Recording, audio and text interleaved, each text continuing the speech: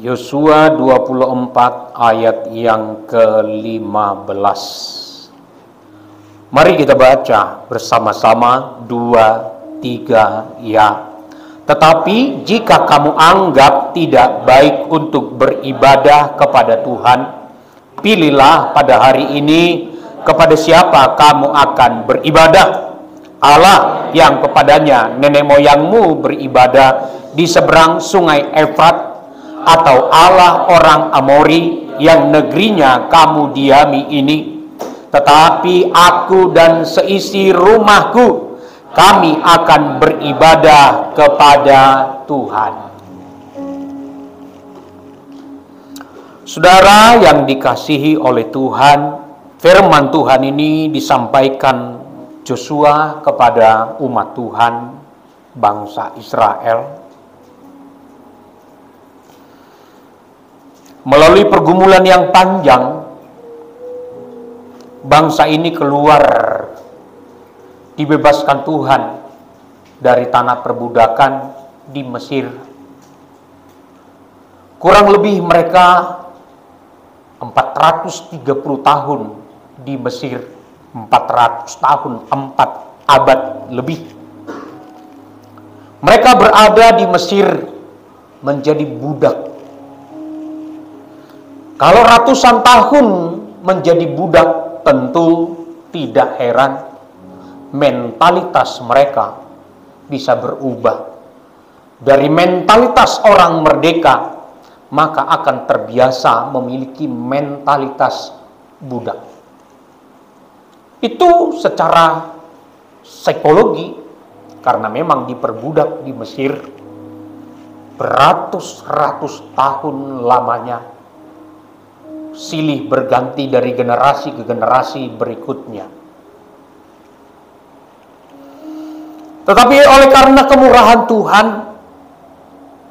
bangsa ini dibebaskan oleh Tuhan melalui seorang nabi, yang sebenarnya nabi ini enggan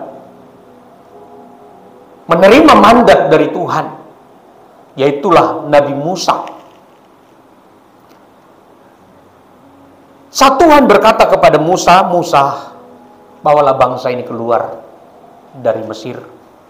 Aku telah mendengar teriakan mereka, penderitaan mereka, siksaan yang mereka alami sekian lama diperbudak.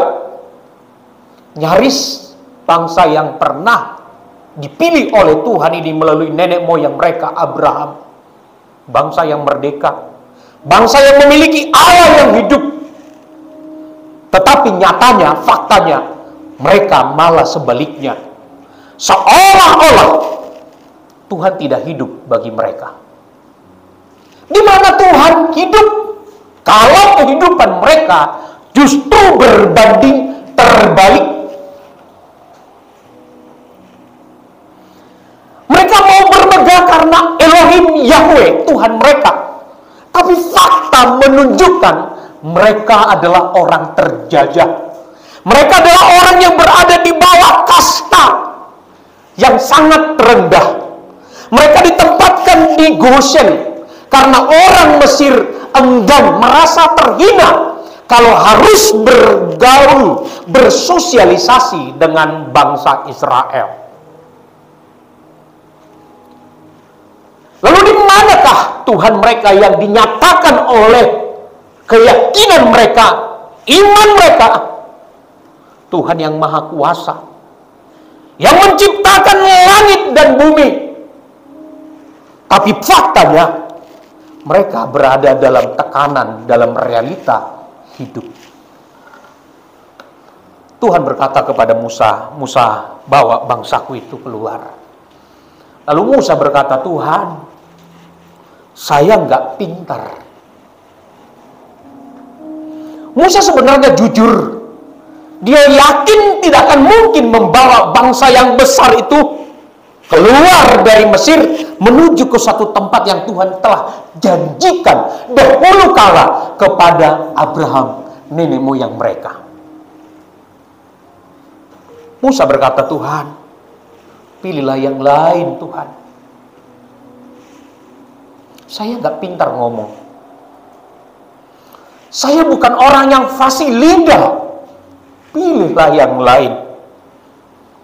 Tetapi Tuhan berkata, menetapkan bahwa harus dipimpin oleh Musa. Singkat cerita, tidak ada pilihan bagi Musa selain daripada nurut. Saat Musa menurut terhadap perintah Tuhan, Musa pun sebenarnya mengalami penderitaan yang hebat, di mana bangsa ini memiliki mentalitas seorang budak, harus dipimpin dan mereka harus meyakinkan engkau adalah bangsa yang merdeka, engkau punya Tuhan yang hidup, yakinilah bahwa engkau adalah orang-orang ataupun umat pilihan yang memiliki Allah yang dahsyat.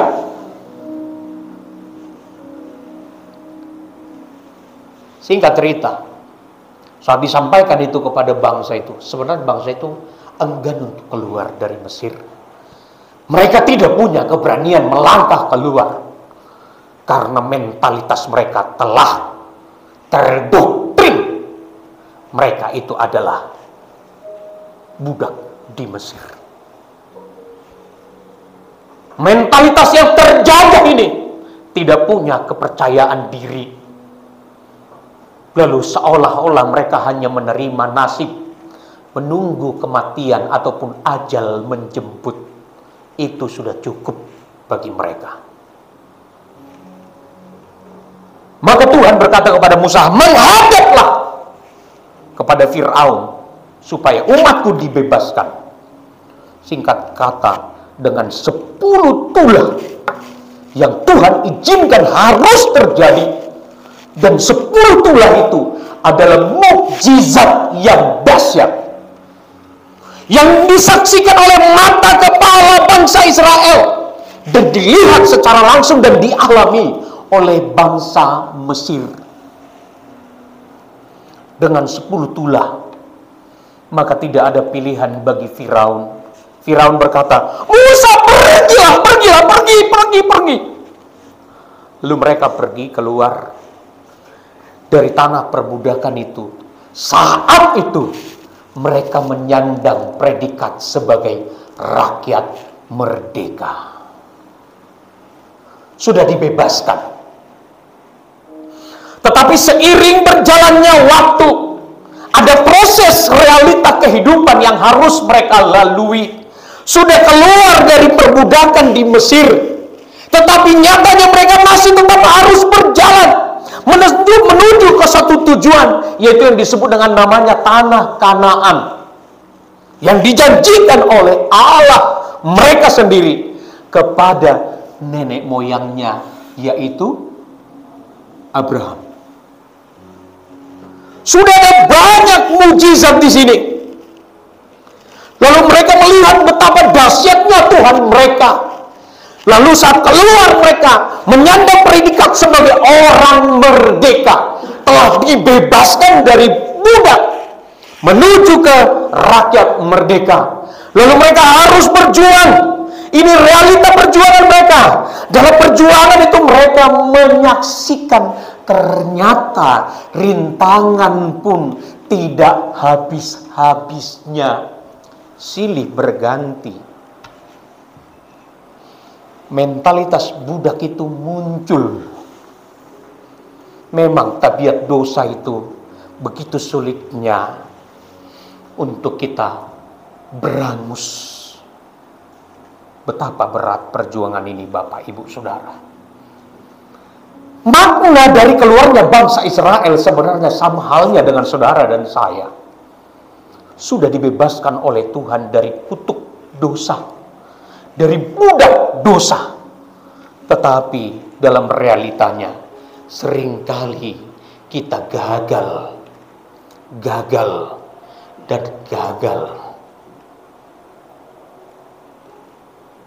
Dalam hal inilah kita butuh kasih karunia Tuhan. Amin. Tidak ada pilihan selain daripada kita harus memacu diri kita, melaksanakan apa yang harus kita lakukan. Dan saat Musa mati, maka tongkat estafet untuk memimpin bangsa ini menuju ke tanah Kanaan diserahkanlah kepada namanya Yosua. Yosua memegang mandat ini, dan Yosua selama hidupnya dari mulai dia lahir sampai 40 tahun dalam perjalanan di padang gurun, setiap hari belajar, setiap hari mengobservasi karakter anak-anak Tuhan ini yang seringkali memberontak terhadap Tuhan yang dia percayai. Saat mereka berada di tanah Kanaan, mereka sudah melihat kemenangan itu. Maka Yosua berpidato di tanah Kanaan saat dibagi 12 suku mereka. Dibagilah tanah Kanaan itu. Maka Yosua berpidato dalam Yosua 24 ayat 15. Yosua berkata seperti ini. Ayat 15 dikatakan, tetapi jika kamu anggap tidak baik untuk beribadah kepada Tuhan, jika kamu anggap tidak baik untuk beribadah kepada Tuhan, pilihlah pada hari ini kepada siapa kamu akan beribadah. Allah yang kepadanya nenek moyangmu beribadah di seberang sungai Efrat, atau Allah orang-orang Amori yang negerinya kamu diami ini. Yosua menyampaikan tegas kepada bangsa itu. Lalu dia berkata, tetapi aku dan seisi rumahku, kami akan beribadah kepada Tuhan. Bapak, Ibu, Saudara yang dikasihi oleh Tuhan, sepertinya Yosua menduga ada bagian orang yang karena suatu alasan tertentu menganggap tidak baik untuk berbakti kepada Tuhan.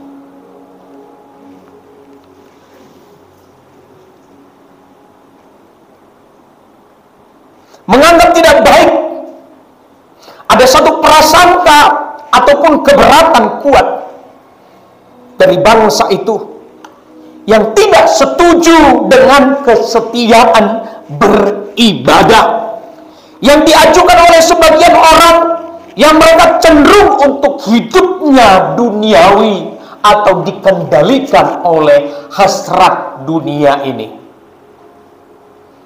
Memang itu nyatanya yang dianalisa oleh Yosua, dan barangkali kalimat ini juga adalah suatu kalimat menjadi suatu sentuhan bagi jemaat Golden Gate Church Immanuel.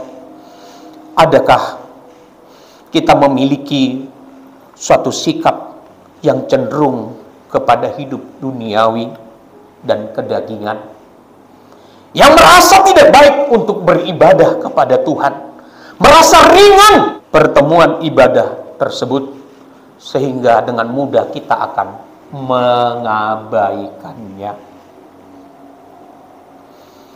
Bagi bangsa Israel, menurut analisanya, barangkali Yosua mengkaji dari kebiasaan hidup umat Tuhan tersebut.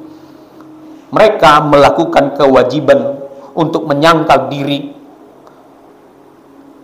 mematikan daging, memikul salib mereka, dan lain sebagainya, tampaknya tidak baik, dan itu sukar dan tidak masuk akal. Saudara, ini harus menjadi perenungan bagi kita. Padahal kita tahu semua ini, hidup ini pun adalah karena anugerah Tuhan. Amin. Kita sadar bahwa semua ini adalah karena anugerah Tuhan. Sebenarnya kita harus mulai menyadari dan menekankan, menyampaikan kepada diri kita kita bahwa kita sebenarnya sedang berada dalam masa pengujian di dunia yang singkat ini, maka sangatlah pantas kalau kita menerima ujian. Tuhan berikan kita waktu. Adakah kita menggunakan kesempatan itu untuk setia berbakti kepadanya? Bapak, Ibu, Saudara, ini miris dan ironis sekali. Gagal. Yosua melihat ini. Kadang-kadang kita terbuai oleh persoalan dunia ini.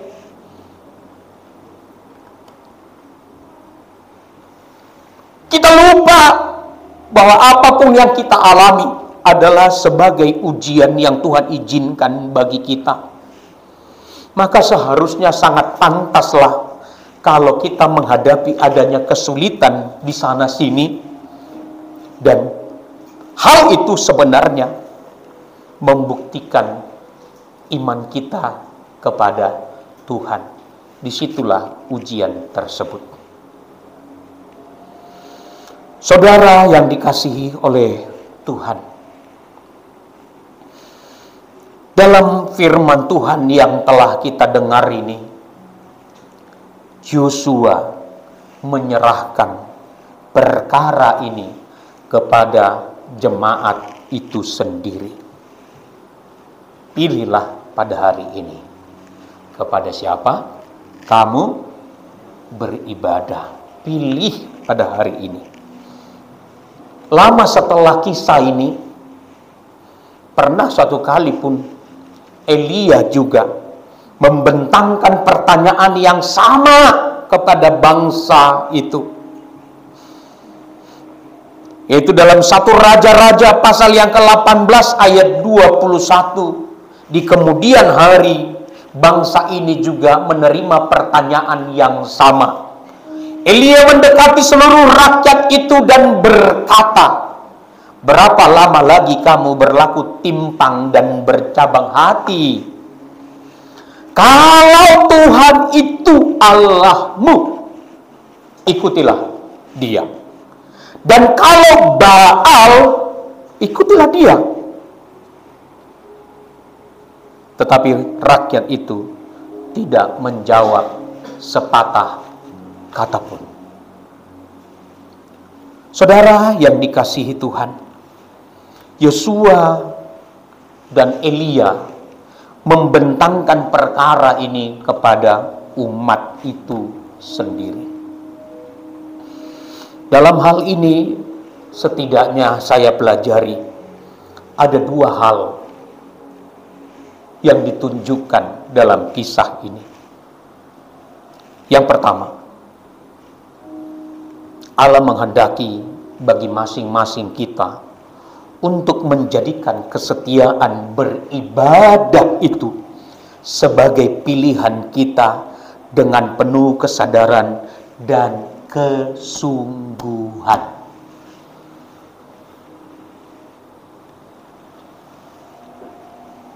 Allah menghendaki saudara dan saya untuk menjadikan kesetiaan beribadah itu sebagai pilihan kita dengan penuh kesadaran, bukan karena paksaan, dengan kesungguhan hati yang disebut namanya free will, kehendak bebas kita. Allah menghendaki itu, dan bagi Tuhan itu sangat berharga. Jadi kalau saudara mau beribadah, biarlah itu karena kesungguhan hati kita. Marilah kita serius, Bapak Ibu, memperkarakan hal ini dengan tidak memihak kepada keinginan daging kita semata. Pertimbangkanlah segala sesuatu secara seimbang, dan kemudian tentukan apa yang saudara pandang benar dan baik. Kita yang menentukan pilihannya. Kalau saudara menganggap tidak baik, seperti kata Yosua, kembali ke Yosua tadi, pasal 24 tadi, Saudara menganggap tidak baik untuk beribadah kepada Tuhan, silakan pilih. Hari ini kita mau membuat satu komitmen. Amin. Kita mau membuat satu ikrar kepada Tuhan pada hari ini. Kesempatan berharga di siang hari ini. Mungkin firman yang saya sampaikan itu, saya sampaikan hari ini, mungkin hanya untuk kita. Kepada mereka yang tidak mendengar, barangkali memang tidak dipersiapkan untuk mereka. Tetapi kalau engkau mendengarkan firman hari ini, berarti firman ini memang sengaja berbicara untuk kita. Amin. Hari ini kita membuat satu keputusan. Kalau memang kita menganggap tidak baik dan benar untuk beribadah kepada Tuhan, apa-apa, tentukan pilihan kita masing-masing. Hari ini kita mau membuat satu deklarasi kepada diri kita untuk menata kehidupan ke masa yang akan datang. Kita membuat satu komitmen serius karena Tuhan serius dengan saudara. Amin. Tuhan Yesus serius dengan saudara. Dia serius datang ke dunia. Dia mati di atas kayu salib untuk menebus saudara dan saya. Dan hari ini kita peringati dengan namanya sakramen perjamuan kudus. Saat Bapak Ibu Saudara nanti memegang roti dan anggur ini, saudara ingatlah bahwa ini adalah perkara serius banget. Saat kita memegang roti dan anggur di tangan kita nanti, kita ingat bahwa ini adalah perkara yang serius. Kita akan membuat satu deklarasi kepada diri kita. Kita akan membuat satu janji terhadap diri kita di hadapan Tuhan tanpa didengarkan oleh orang lain di sekitar kita. Ini sangat privacy. Ini sangat pribadi sifatnya. Kita mau berjanji hari ini, Tuhan, aku mau memilih untuk setia beribadah kepadamu mulai sejak dari saat ini.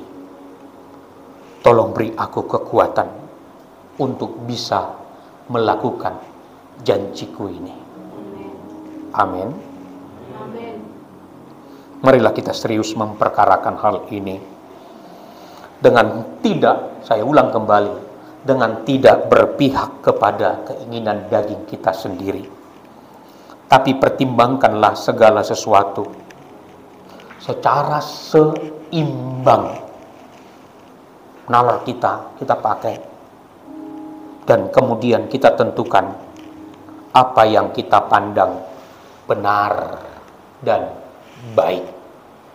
Sama seperti yang disampaikan Rasul Yosua, jika kamu anggap tidak baik, pilih pada hari ini. Amin. Amin. Tapi kalau baik, pilih. Kita harus membuat pilihan. Keinginan daging saudara itu, aduh enaknya tidur. Jangan, kalau boleh bangunnya agak siang. Ini kan hari Minggu, hari libur, kata dunia. Lalu orang Kristen, anak Tuhan, menerima kata dunia itu sebagai falsafah kebenaran atas hidupnya. Kacau kan? Dagingnya berkata, iya hari libur, tarik selimut. Lalu istrinya bangun, bangun kita gereja. Antara siapa? Wah, gereja ini dekat, ngesep juga nyampe. Kacau kan? Ini gaya dunia. Udah jam 9 nih, bentar. Gua mandi sebentar, nggak kayak lu. Kata suami kepada istrinya. Lalu istrinya yang tadinya semangat 4:05 mau ajak ibadah, langsung ciut nyalinya. Mau ibadah aja mesti berantem. Menjadi batu sandungan. Atau sebaliknya, istrinya yang malah kebalikannya. Bangun woi. Kamu itu ya? Wah, biasanya kalau ibu-ibu ngomongnya, kamu ya? Kayak udah kamu aja punya gereja itu. Mikir. Waduh, suaminya langsung set dah. Ini kalau diladeni ribut nanti. Ya, itu di jemaat lain ada itu, tapi jemaat Golden Gate belum ada. Belum ada yang ketahuan. Belum ada yang ketahuan. Nggak tahu ya. Kalaupun ada, tolong para suami-suami nggak usah sampaikan ke saya. Ada Pak Gem, tau di khotbahnya Pak Gem. Pendam-pendam aja dulu. Ya, pendam-pendam aja dulu. Ada yang begitu. Ya. Dagingnya lebih diturutin diri. Mari kita perkarakan Bapak, Ibu, Saudara. Jemaat yang hadir hari ini, pastikan minggu depan tetap hadir. Pastikan minggu depan tetap hadir, katakan amin. Marilah kita mengambil suatu keputusan dengan bulat hati untuk memilih setia beribadah, katakan amin. Sebuah kehidupan yang penuh kesalehan bukan hanya karena kita tidak mengetahui jalan lain sebenarnya, tetapi karena memang tidak ada lagi yang lebih baik daripada itu setelah kita melakukan analisa pencarian. Saudara memilih untuk setia beribadah bukan berarti tidak ada pilihan lain kepada saudara. Banyak pilihan. Tetapi saat saudara memutuskan untuk datang beribadah di Golden Gate Church, Jemaat Immanuel pada hari ini, berarti saudara telah menentukan satu pilihan yang tepat. Katakan amin. Kalau mungkin pilihan lain banyak banget. Hari Minggu tuh hiburan banyak. Apalagi yang sudah capek bekerja sepanjang Senin sampai Sabtu, lelah rasanya.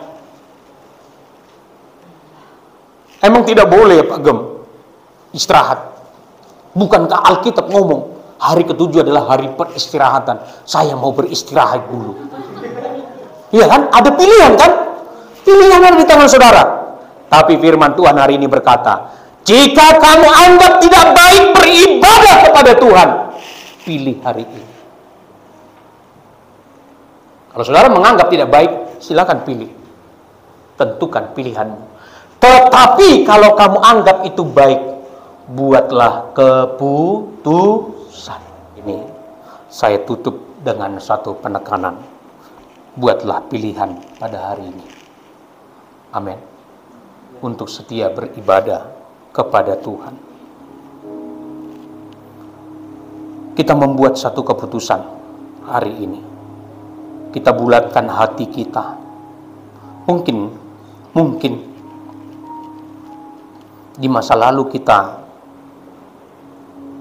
belum bisa dikategorikan setia beribadah. Tapi kali ini kita mau berkata, aku mau berjuang, berupaya untuk setia beribadah. Saudara, buatlah satu komitmen di hadapan Tuhan.